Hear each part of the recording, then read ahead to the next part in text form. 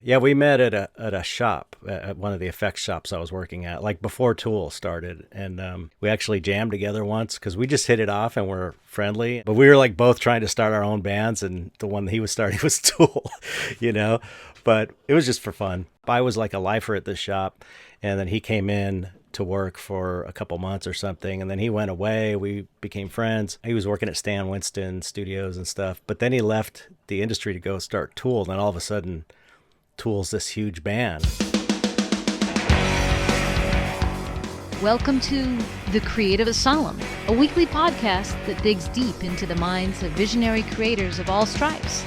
Musicians, actors, filmmakers, writers, artists, cartoonists, and cultural disruptors.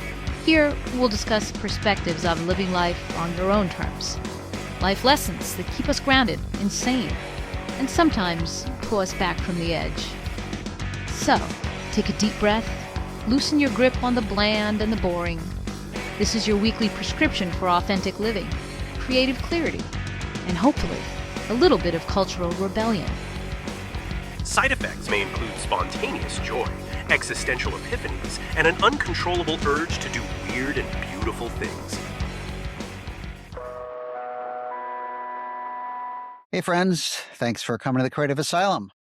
Here we are, another brand new episode, another creative disruptor. This time, a conversation with Chet Zar. He is a painter. When you go to his Instagram, it just simply says, I like to paint monsters. And that's what he does. He paints really awesome, cool monster paintings. He works in oil. He's also has a podcast and a website called Dark Arts Society. So if you go to darkartsociety.com or check out the Dark Art Society podcast, a weekly podcast where he talks to different dark artists, a lot of people in the film biz as well. He actually has a background as a film effects person, doing a lot of monster character building stuff for a lot of movies that you've seen and some you probably haven't. He's done a lot of work with Tool. His stuff's just, it's really cool. It hits so many different targets for me that it's like film, music, art, all of it. He even used to play in a band. So what more do you want? Everything under the same hood. Really fun conversation. Check it out. Chet Zar. Chet Zar, good day. How are you today, sir? Hello, good. How are you? I'm doing Thank you for okay. I'm having doing me. good. Yeah, I'm really psyched that you were into appearing, as a fellow podcaster and somebody who's probably a lot more attuned to all the ins and outs of this than I am. I'm still pretty much in the early squirrely days of doing this. How long have you been doing the Dark Art Society podcast? It's like 6 years now. Oh, really? Yeah. Yeah, it started off audio only. Okay. And then for the last 2 or 3 years, I went to YouTube. Started doing it YouTube as well, and now all the focus is on there because Well, that's you're a visual art podcast. It almost seems really counterintuitive to have it be audio. a lot of people that listen are artists, and they say they listen while they're working. Oh yeah, So that's so cool. it really is. I think there's a whole group of people that started with this from the beginning that are artists that just listen to it and haven't gone over to YouTube. But I prefer to watch podcasts myself. So even if it's just two people talking, I just like it that way. I guess it depends on what you're doing and how you're doing. Like some people like to listen to podcasts in their car or, Yeah, yeah. one of my dearest friends, he does all of his podcast listening specifically while he like walks for an hour plus every day, and that's when he listens to podcasts. So I'm like, okay, well that's pretty cool. It makes sense. It's part of his whole ritual and his life rhythm. Were you also the person behind the Dark Art Society website prior to the podcast? Like, is that how that all started? No, it all started because this guy, Mike Carell, made a documentary about me in 2013. Okay. And throughout the process of making the documentary, I started noticing that there's just a bigger audience for dark art, the kind of stuff that I do, than I think people realized at the time. Right. And so I just thought, let's do a podcast and try and like find some meeting point for everyone to kind of Yeah.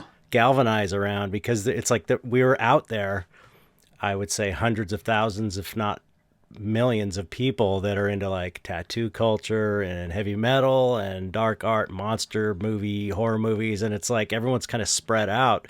And so I just thought if we could find some kind of place to meet, and that's sort of how it started. Was that term already being used, dark art? That was one of the realizations while shooting the documentary, which is called Chet Zar, I Like to Paint Monsters, by the way. I don't know if you can watch it anywhere. Oh, well, if it's out there, I'll find it. I should have watched it before this, but I could have sent you a copy, but it's on DVD. I sell them as DVDs. I have some, but nobody has DVD players anymore. I don't know about streaming, but anyway. I'm all digital. I have a 54 terabyte digital media server, so that's how I watch pretty much everything. Well, try and, I don't know, find it on some torrent site or something. Yeah, no, but I don't know what a torrent is. That was one of the realizations doing the documentary, was that everyone was calling it dark art, but all of the artists were kind of arguing amongst themselves about what to call it: dark surrealism, dark fantasy. And it was like, nobody liked the term dark art, but I was just like, yeah, it just seemed too, I don't know, pedestrian or something, or too not classy enough or something. But my attitude is like, this is what everyone, what it is when you hear it. Everyone's already calling it this, so let's just accept it. It's not the name, it's what the name represents. You know what I mean? The word art is the broadest umbrella, I guess you'd say. So it kind of makes the most sense. Yep. And having grown up in the whole Seattle music scene, like nobody there likes the word grunge, but when you use the word, everybody knows what you're talking about. So, it's a quick shorthand to kind of plug into something much bigger. So I think it totally makes sense, Yeah, it's just a way to talk about it. And your art kind of started not with painting as much as it did in the film world, right? Or were you already doing painting as well during that same time? Because I'm kind of fascinated by kind of your whole journey, your whole career from working in film and making characters and having that be the pivot towards what you primarily do now, which is your paintings, but also how all of your painting and your work plugs into monsters and horror movies and then different kinds of music. And I know you've done work for, one of my favorite bands of all time being Tool, and like just all of the intersections of all of these different kind of subcultures to the same place. So that's not really a question, but it's a huge canvas for you to start painting on. Right. Yeah, I just started. I was always an art kid. I'm in the first grade. I used to call myself an artist. I identified as an artist. Like I knew that's what I wanted to do, and that's what I was. That's cool. And a lot of different interests. I used to make Super 8 movies and, very much into movies and horror movies and stuff. But around 12 years old, I got into makeup effects. I got interested in makeup effects and sculpted my first mask. And then I got completely obsessed with makeup effects and special effects like prosthetics and all that stuff. And so then I was like, I'm going to get a job out of high school. So I was building a portfolio throughout high school. All my focus was on that. Drawing all the time. Kind of amazing. I mean, most 12-year-olds aren't quite that focused. I was kind of, I'm kind of obsessive type of person when I get interested in something. And then I just built up a portfolio through high school, and then I got a job about a year after. I did some small things while I was in high school. Actually, I got little gigs here and there. But my first big job was The Blob, the remake of The Blob with Kevin Dillon. I don't know if you ever saw it from 88, maybe 87. I'm thinking I must have at some point. It's real. It holds up. It's really good still, actually. Yeah. I've watched the original a few times, and oh yeah, me too. I grew up on that. But I kind of every time I watch it, I'm like, it's kind of a dumb movie. What? Like the original. Why do I rewatch it? I don't know. That's the charm of those old movies. They're so dumb, but it's fun, But yeah, I got into effects that way, and I had a band at the time. It's like at a certain point I was playing music for like 10 years, and I was trying to make it work with a band and playing the Anti Club in Los Angeles all the time, and And so I was doing that. So I kind of like, I don't know, I was trying to do both at the same time. Eventually, the band broke up, and I got so burnt out on effects, it just became like a regular job at that point after 15 years of doing it, maybe. You're on some big projects. Yeah. I worked on a lot of different, all kind, and some weird stuff. There's something about Mary, a lot of stuff in the '90s that you'd never think. Cabin Boy and just all kinds of Happy Gilmore, all these movies you'd never think like that had props like a crocodile in it or whatever, Ace Ventura 2 and stuff. But that's the deal. It was like a job. It was like you go to work and they tell you, okay, you're sculpting this week. You're sculpting a crocodile, and then it's like, oh, it's for this Adam Sandler movie that ends up being a big movie. And But you're still getting to do something that is innately creative, even if it feels like a job. I mean, how many people are like, yeah, I'm doing special effects sculpting, and like that's. I know. I know. I look back at it and I'm like, man, I was spoiled because that was like my first job, Right. So, yeah, the grass is always greener, right? Yeah, and when it's just like when you're doing it, I don't know. Everybody in effects, all the sculptors, which I was primarily a sculptor, but I was also a painter, like I'd airbrush creatures and stuff. Right. Everyone in effects are like really amazing artists, really talented. Some of the most talented. Which kind of makes sense. Yeah, and it does make sense because it's such a weird niche. I mean, there's some people that aren't great artists, but there's the best of them are like they are artists, and they want to, after working on horror movies and other people's projects for so long, you have this desire to do your own thing as an artist, right? And so we would all talk about how we wanted to do our own art all the time while we're sculpting on the working on movies. Right. So eventually I got to a point where makeup effects was kind of winding down a bit because of digital. After Jurassic Park came out, everyone saw the writing on the wall, and I actually learned digital and kind of got into that too for a while. And I did a lot of, some of the stuff I did for Tool was their background video imagery. And also some work on the videos and stuff too. How did that connection come to be?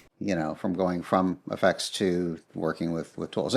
Is that because Adam also works in the film industry? Yeah. We met at a shop, at one of the effects shops I was working at, like before Tool started, and we actually jammed together once because we just hit it off and we're friendly. Like before the beginning of the band. Yeah. Oh, wow. We had one jam session. This is pretty cool. But we were like both trying to start our own bands, and the one that he was starting was Tool, But it was just for fun. I was like a lifer at this shop, and then he came in to work for a couple months or something, and then he went away. We became friends. He was working at Stan Winston Studios and stuff, but then he left the industry to go start Tool, and then all of a sudden Tool's this huge band. Doesn't he still work sometimes in film, or is that not the case? I don't know now, but I mean, he directed all the music videos for Tool, and those were big back then, Yeah. I mean, those first videos, just, I was already obsessed with the record, and then I saw the videos, I'm just like, Yeah, they're amazing. Yeah, for sure. But he called me, that's how we first started working together. I started working for Tool. He called me after he left the industry, and he's like, do you want to work on this video, which was... was Schism? Was it that one? Or? No, it was Stinkfist. Oh, really? Yeah, and it was just like fill-in stuff. It was like they had an effects guy, but they needed this back tumor creature at the very end that like whispers in the guy's ear. I feel like I've watched that video probably 50 or 60 times, like because it's an amazing video. It's so amazing. It's mind-blowing, Yeah. I mean, that's something I always appreciated about Tool is they weren't just a band. Like they make this amazing music, but all of those other peripheral aspects, the creativity that surrounds the music, all of it seemed to have the same level of attention. The videos, the design of the actual packages for the just all of it. Everything is like there's absolute attention paid to every aspect, and I really admire that and appreciate it. Yeah, they're an art project more. I see them as an art project more than a band, or at least I think they approach it that way. That's how it seems to me, because it's like you said, the packaging, the live show. Yeah. it's amazing. Yeah. You know, it's the videos are amazing. So it's the songs. It's like a whole project. So And are you still doing work with them? I did a few posters for them. I did 5 different posters for them. God, what was that? 2019. I mean, they're also doing that. They work with different artists to create sets of Yeah. posters as well. Like, Yeah, you know, so cool. Yeah, they're part of that whole world. So, Yeah. okay, I have to ask. You first get into, like, what was your initial inspiration for doing this kind of work? Were you reading like Fangoria, or you know, Yeah. that's a very specific thing to hone in on, right? I was like I grew up in San Pedro. Okay. You know, and I don't know if you know San Pedro. The Minutemen are from San Well, Pedro. I know SST and all the Pedro bands. Yeah, Right. So, you know, it's kind of this weird little isolated town.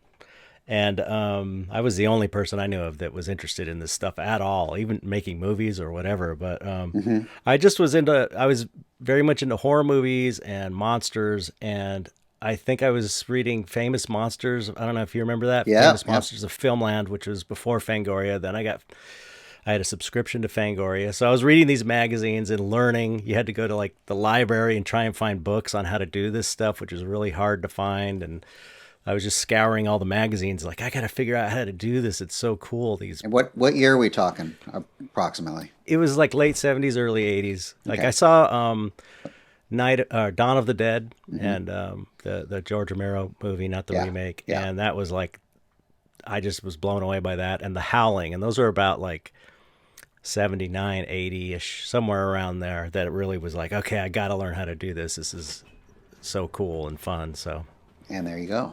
yeah. And you did. Yep. How long's it been since you last worked on a movie? Since you decided to become an artist full time. Maybe that's a better, Well, you know. I decided to become an artist full time in the year 2000. Okay. That's when I'm like, I'm going to make a painting, and if it looks good, I'm going to pursue this thing. Because I was looking to get out of the effects industry, because I just was kind of burnt out on it. And so I painted this. I was on set for Planet of the Apes.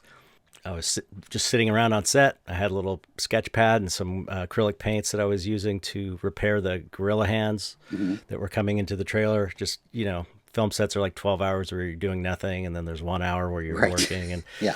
so I painted this little painting, and I'm like, okay, that looks good to me. I'm going to try this. And so I was very much getting into artists like Mark Ryden and Beksinski and Brahm and all these. There's a lot of art books coming out at the time, and Juxtapost magazine. And I was started really getting interested in that. And my dad was a painter too. So it was Okay. like my stepfather. That's part of the reason I never got into fine art, was because I grew up watching him be broke all the time, boom or bust kind of thing, Oh, yeah. you know, and he lived that life, supported the family that way, but it was always up or down, and mostly down.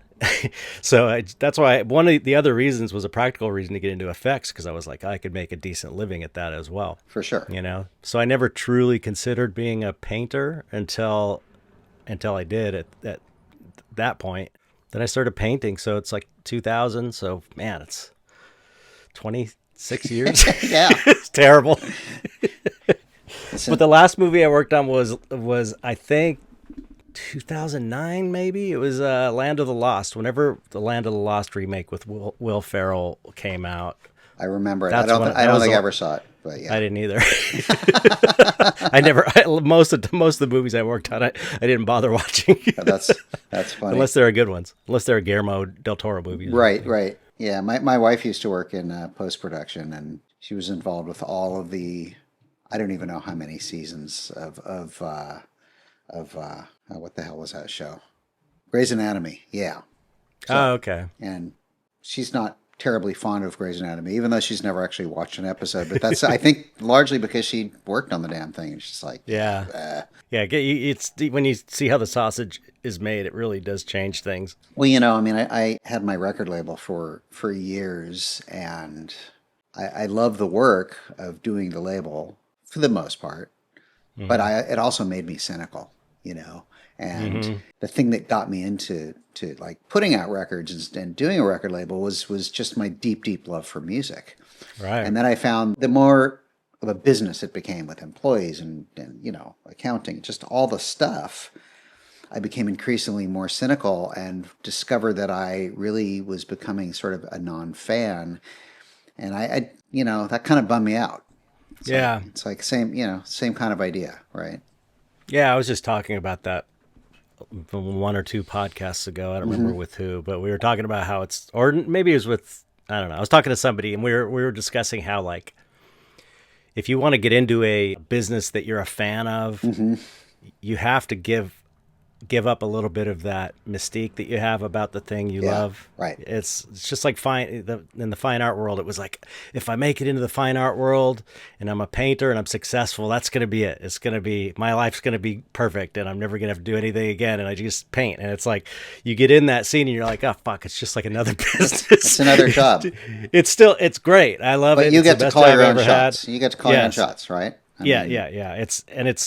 It's worth it because of that, because I'm responsible for everything myself, and I don't have to rely on anybody really. And you're at a point now where you're not doing as much of a grind and doing as much of a hustle as your stepdad was, right? Like, I don't know. Lately, the economy's been bad. Like this year's been every artist I know is complaining about sales and stuff. It's just a difficult time right now. This is not a normal time. No.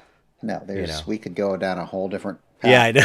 But I've gotten into, everybody knows. I've gotten into a bunch of that stuff with some of the other guests on the podcast, and we'll just say everybody knows because everybody knows. Yes. Everybody already knows why the economy is doing so horrifically at the moment, and why everybody's kind of freaking out, and justifiably so. Yep. So when you first started painting, did you start with acrylics? Because you said you were like doing acrylic painting with the ape hand and that kind of thing. Yeah, I did. That first one was acrylic. All of my favorite painters were oil painters, so I was kind of had this attitude like, if I want to be serious, I got to learn how to paint in oils. All my favorite painters are oil painters. It's a traditional classic medium, so I just started teaching myself to paint in oils. So I kind of, I messed around with acrylic in the beginning, but I taught myself right away to paint in oils. And once I learned how to do it, I never could go back to acrylics because acrylics dry so fast, and oils are a totally different. I just got used to that way of working. I think I was a young teen when I'm like, I'm going to do an oil painting. And I ended up with a big bunch of gray-brown mud. And I'm like, how do they do this?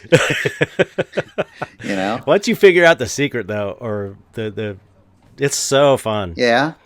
I mean, it's all about like, it's layering, right? You create a base and then you do there's different ways of doing it, but okay, so how did you go about teaching yourself? Was that more trips to the library and finding books that kind of walked you through it, or?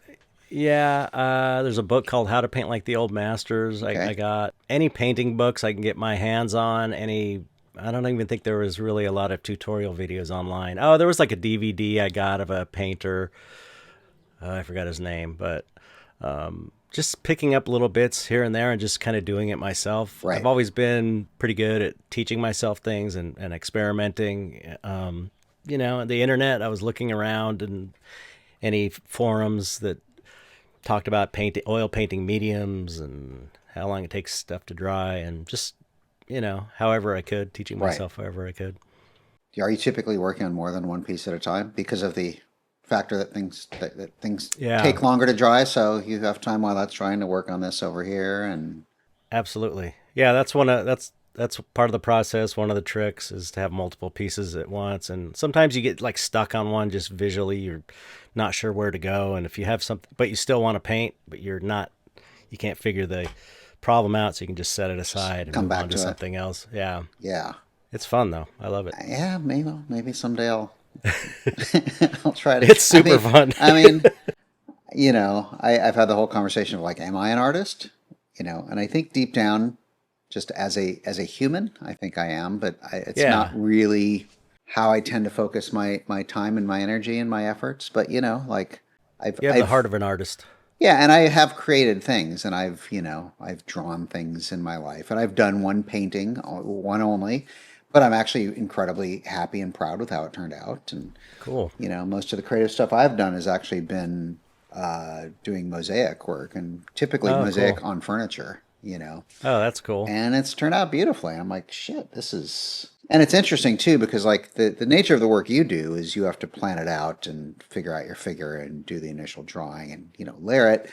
When I'm doing mosaic, it's a completely different process. I plan nothing. Oh, that sounds fun. And because it's completely abstract. I have a friend who's a stained glass artist, and she saves all of her glass scraps, and then I use those and cut them, and But it's a totally different thing. Like I start with a thing and I just kind of look at it until I'm ready to start, and I start with a piece, and it just it begins to steer me as opposed to the other way around. Which is amazing. It's I love that. So have you always done monsters? Yeah, I mean, as far back as I can remember, it was like before it was strictly monsters, because I got really, really tore. I was like a total monster kid. Yeah. Me too. But oh yeah, really? Oh yeah, sure. Yeah. That was, I mean, I think people our age, it was a lot more common to be a monster kid. I mean, I watch tons and tons of movies of all different kinds, but I still have a very special spot in my heart for monster movies and more broadly horror.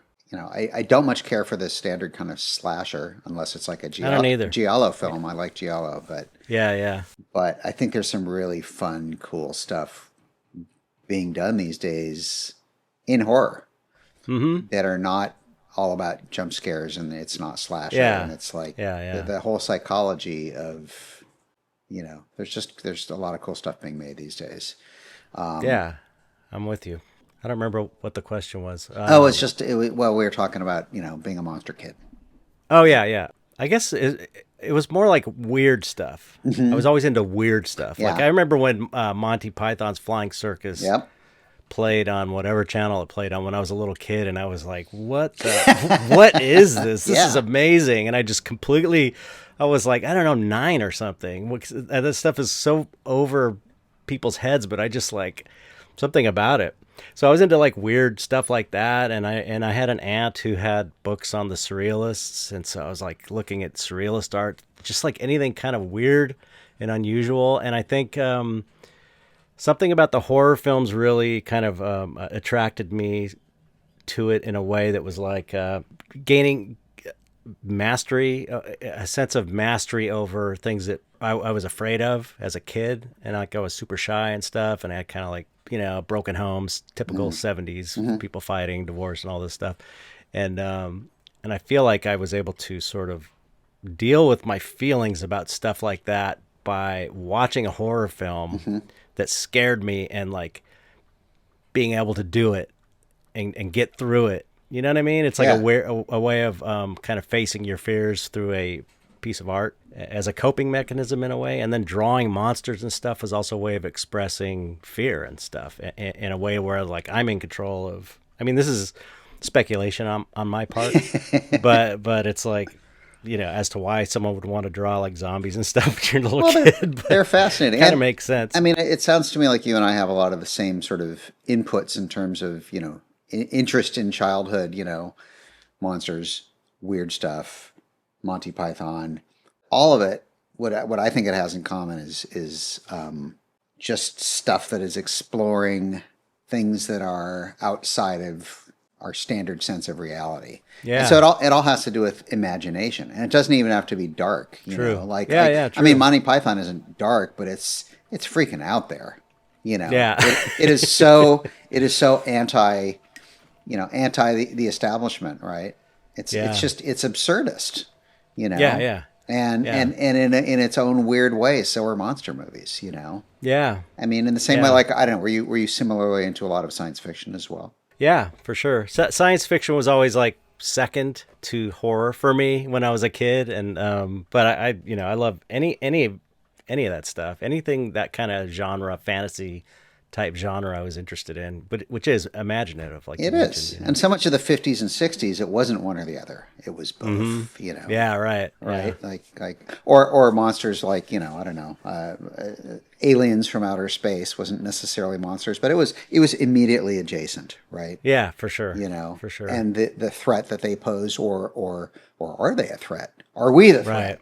Right. Yeah. Like that was so much of some of the movies in the 50s seem to be like, we see these aliens come in and they're a threat, and then they, neutralize all of our weapons because we're going to actually destroy ourselves. Yeah. And they're going to come in and make the peace, Yeah.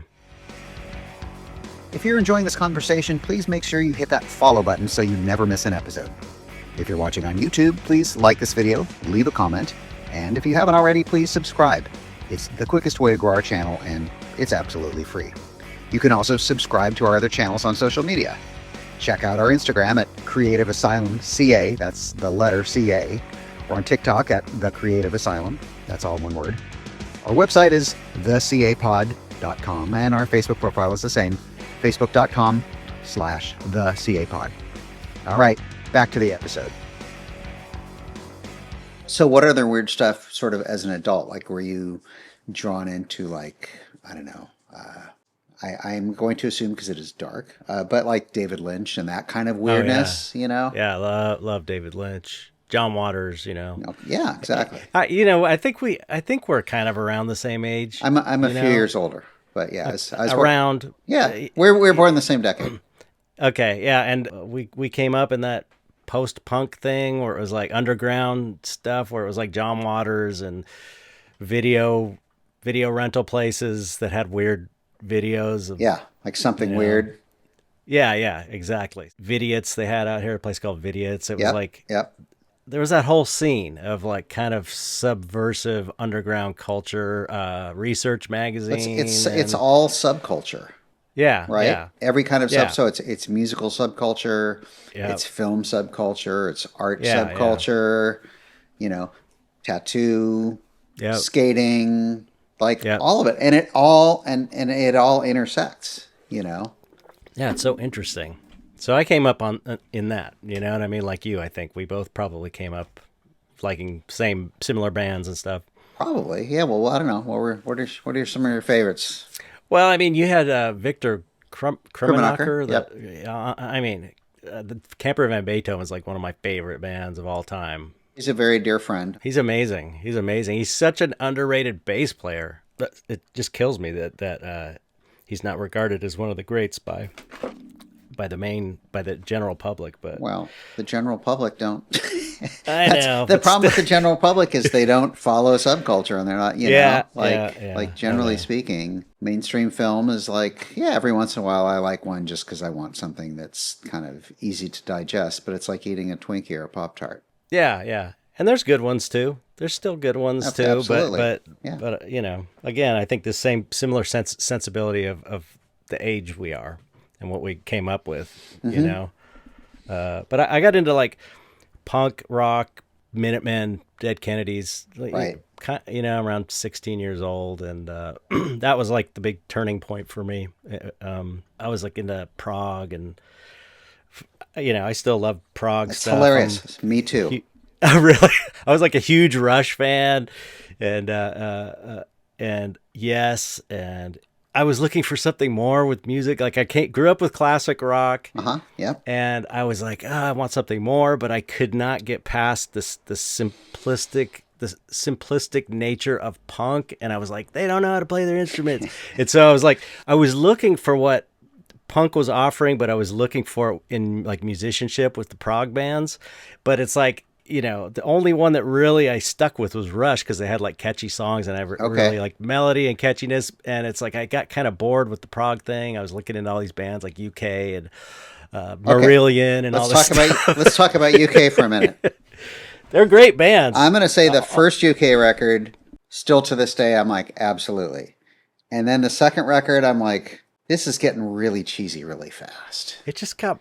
To me, it couldn't sustain my interest. You know? I mean, I don't know. There had to be an element of catchiness to it for me. Okay. And see, I was never into Rush, but my whole thing was like King Crimson was sort of my jam. Yeah, they're great. And some people say, well, they're not prog rock. They're like Pink Floyd. To this day, are still I love Pink Floyd. Yeah. But Pink Floyd is kind of almost their own category all unto themselves in a sense.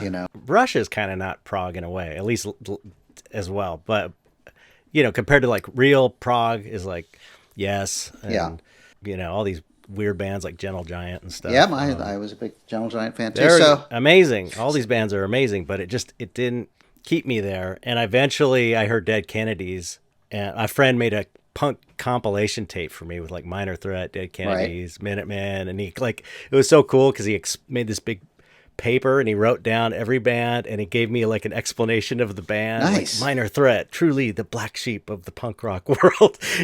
These descriptions to like educate me. Do you still have it? I don't think I have that. I wish I did. I might have it somewhere, but it really was. He was a guy I was in a band with too. This band Skin Horse for a long time. Okay. And did you ever record Skin Horse?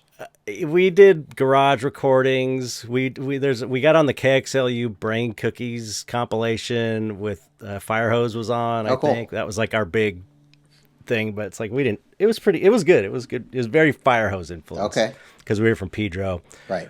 We were into Minuteman. As everybody should be. Yeah. As far as I'm concerned. Yeah. Fire Hose is another super underrated band. I agree. They were so good live. They were just like... Pfft. That first record, I was completely obsessed for probably a solid 2 years, you know. Oh, yeah. So do you ever think it's weird that, like, if you're into punk, you're supposed to hate prog, or if you're into prog, you're supposed to hate punk? And I'm just like, why can't you like it all? I know. That's so anti-punk to me, too. It kind of is, right? Yeah. That was the thing. It's like when I was in high school, before I got into punk, this is another reason I did get into punk, because the punk rockers were like kind of assholes to me because I had long hair. And they're like, yeah. I was just like, fuck you guys. You know what I mean? You don't know me. You just, you know, you don't know what I'm into. And it was like, you had to look a certain way. And that really turned me off to the punk thing. Cause I was into like Devo back then too. I was into I saw them in New Year's Eve on 79, 80. Okay. With X opening for them. It was so amazing. My older brother took me, and I was like totally into Devo back then as well. But so anyway, I saw a few punk kids, and they were kind of assholes to me. Same with surfers. The surfers were assholes, so it made me never want to be a surfer. But eventually, so I got that compilation from that buddy of mine, and then we started playing in a band. I just started I was like, oh, okay, this is the thing I was looking for when I was really searching in prog. And but anyway, point being, the guy who kind of got me into punk, Christian, his name was, he was in the band 400 Blows. I don't know if you know 400. They're really, I know the movie. Yeah, it was titles based on the movie, but they're a great band.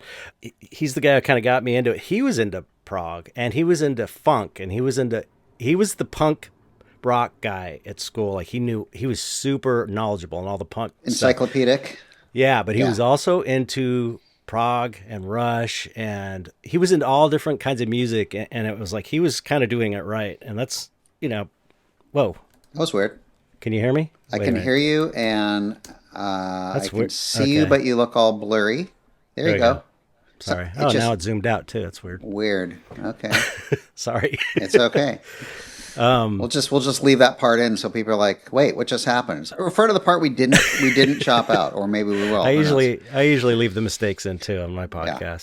But anyway, that's what I learned the punk ethos from Mike Watt and the Minutemen, and they were like, it's all about doing your own thing. It's not about being looking a certain way. It's about individuality. Yeah. That was always the kind of criticism of like maximum rock and roll, right? They were the arbiter of like, is this punk enough to be considered punk, or is it cool enough for us? And it's like, I thought the whole thing about punk rock was that you're supposed to just be able to do whatever the hell you want. You know? On my label, there was a band out of Texas called the Rhythm Pigs.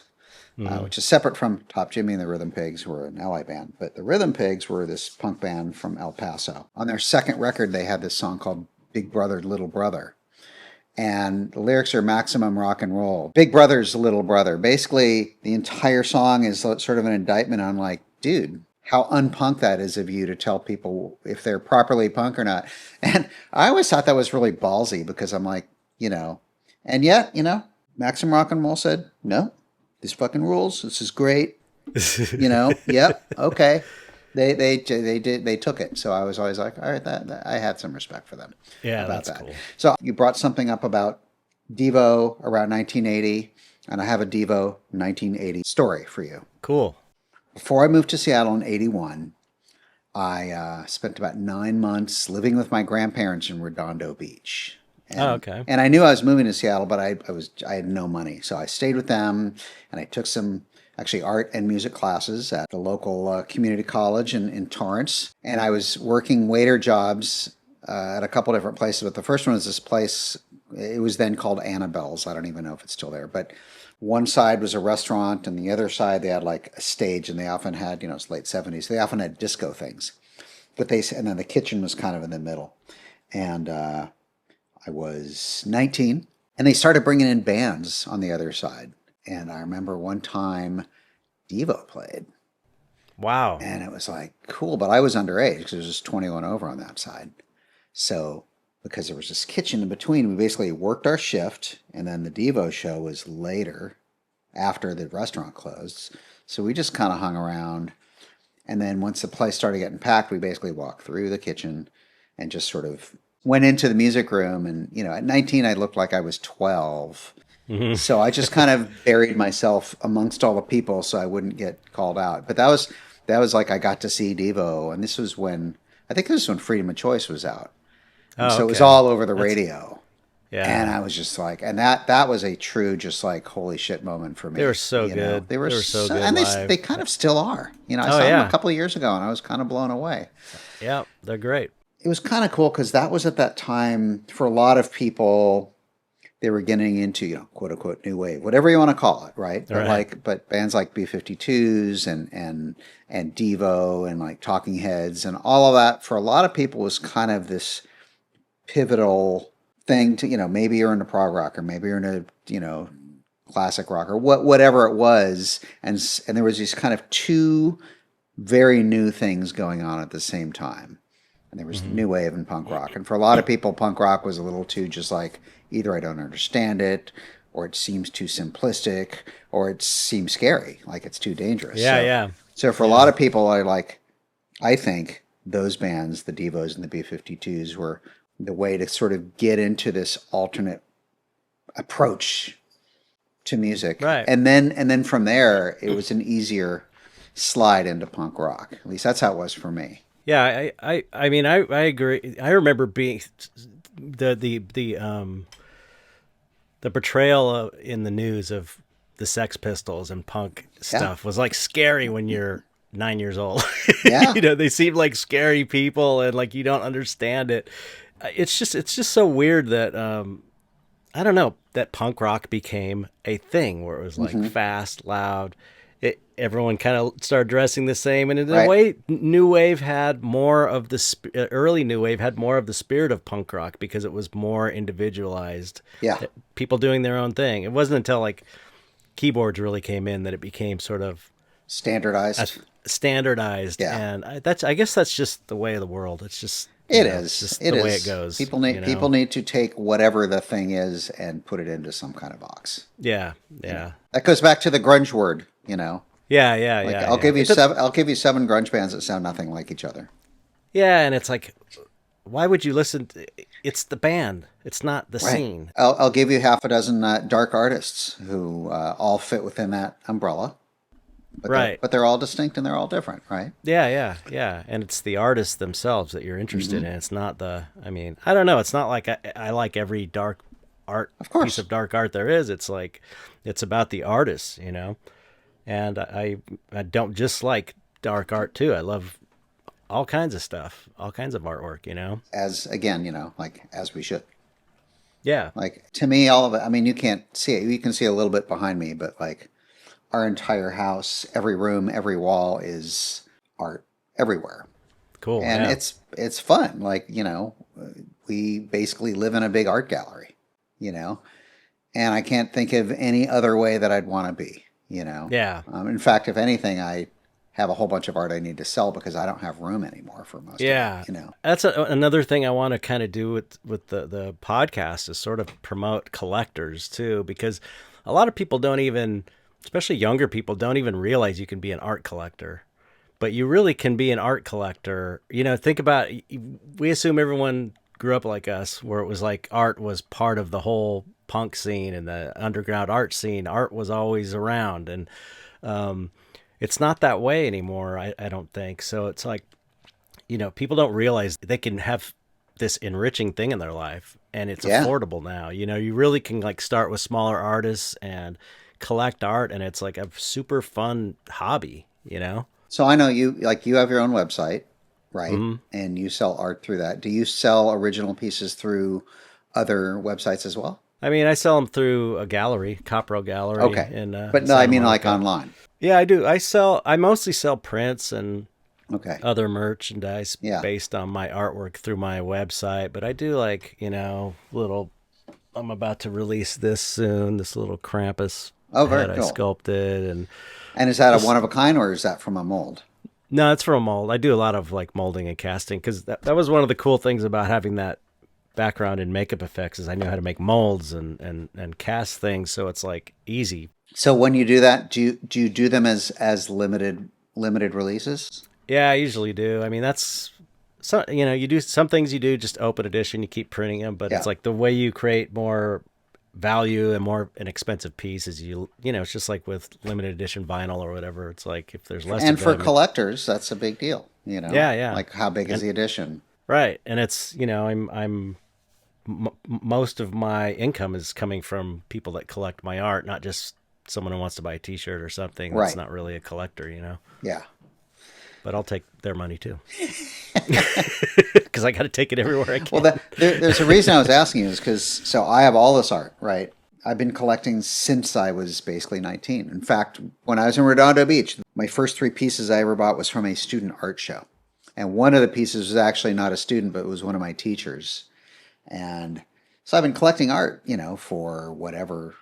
How old am I? I'm old. For over 40 years, basically, right? You must have an amazing collection. I think it's pretty good. I mean, it's stuff I like, so that's all I care about, right? Yeah, that's all that matters. But then I have all this art that I really want to sell. And then I realize I have all these friends who also have like a bunch of stuff stacked up in their closet. They also have run out of room.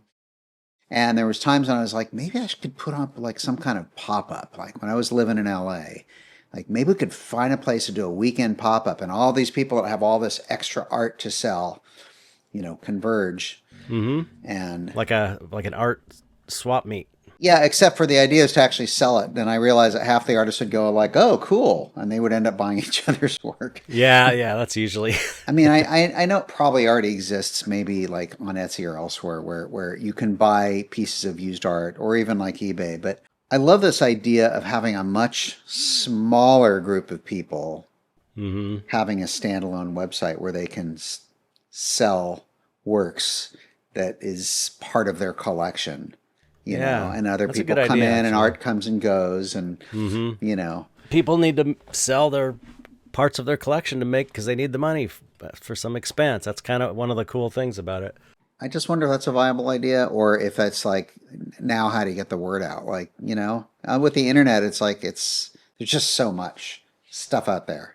Yeah, I mean, it's a matter of like anything online. It's a matter of promoting it and finding your right people and getting them together and figuring out if it's going to be on Instagram or Facebook or Discord server or something. That seems to be where everything's going now, is like private Discord servers where you invite a bunch of collectors maybe. But I've got a Facebook group that I started just for my collectors to like talk to each other, and they're like trading constantly on there. People are trading little paintings with each other. Oh, that's cool. Or they're trying to sell them if they need to. Yeah, it's pretty cool. Of their own work, or no, my stuff. Of like your stuff specifically.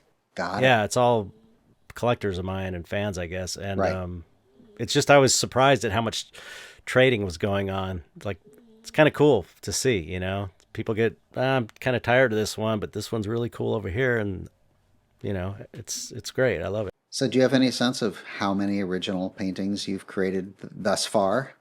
Man, I really don't. The last time I counted, it was like, it was over 200, which isn't crazy, but that was like in 2010, I think I counted that. And I also do these little small paintings, like little studies, practice studies, and there's hundreds of those. So I don't even know. I would like to count them, but it's a lot. Could be 1,000 or more. I have no idea. It's definitely hundreds for sure. I don't know though. Who starts keeping track when they start painting, right? No, it's all, I just want to keep painting them. I don't even care once they're painted. It's like, I don't even want to keep it. I just want to paint a new one. Right. Do you ever get attached to a piece you do? I'm like, I'm really attached to this, or... Yeah, once in a while, but I've never had that problem, because to me it's like, if I could sell it, that means I could paint another one, and I'm in love with the process of painting. That's what it's all about for me. And right. Afterwards, I don't feel the need to just look at it all the time. I just want to keep painting. So every once in a while, though, and there's stuff I did, like my dog that eventually died that I would never sell, or family members, and I got a painting of my dad after he died, and it was like, I'll never sell that. Yeah, that makes sense. So it's like personal stuff, but... Well, I'm just realizing we're getting to the end of our time here. Yes. So I always like to, I don't know if you do the same with your podcast, if you always try to end with something to put a nice bow on it. So you don't get cut off prematurely. You've had the great fortune, I think, of being able to kind of live the sort of life that I am always striving towards, in terms of having a creative life. And that can take the form of actually being a creative artist. In your case, doing film and then doing paintings. But I think also just, also being a musician, always doing a thing or multiple things that have to do with your creative mind and creating something from nothing. And similarly also, as we've discussed, like consuming stuff from people similarly, artists, musicians, filmmakers. What is all of that in terms of both the things that you consume and absorb into your consciousness, and also the things that come into your consciousness that then go back out, be it art, be it music, be it whatever? I have no idea. I mean, it's like, I just love to make things. Uh-huh. I love to make things, and I love to experience other things that have been made that resonate with me. It's like, I don't totally understand it, but I don't even care. I just want to make stuff. It's just the most fun thing I could think to do, is just making things and being creative. It's just the best. And that's, I guess, the best way to live a life, right? It's the best I've figured out. I love it. Thanks so much for listening to this episode of The Creative Asylum. A quick favor before you go. If you liked this conversation, please be sure to follow and subscribe wherever you get your podcasts. New episodes drop every Tuesday at 10. You can find us on Instagram and on YouTube at Creative Asylum CA. That's Creative Asylum and the letters CA. Our website is thecapod.com. And our Facebook is the same, facebook.com/thecapod. Until next week, when we'll have a new conversation with another creative disruptor, stay creative in life and at work.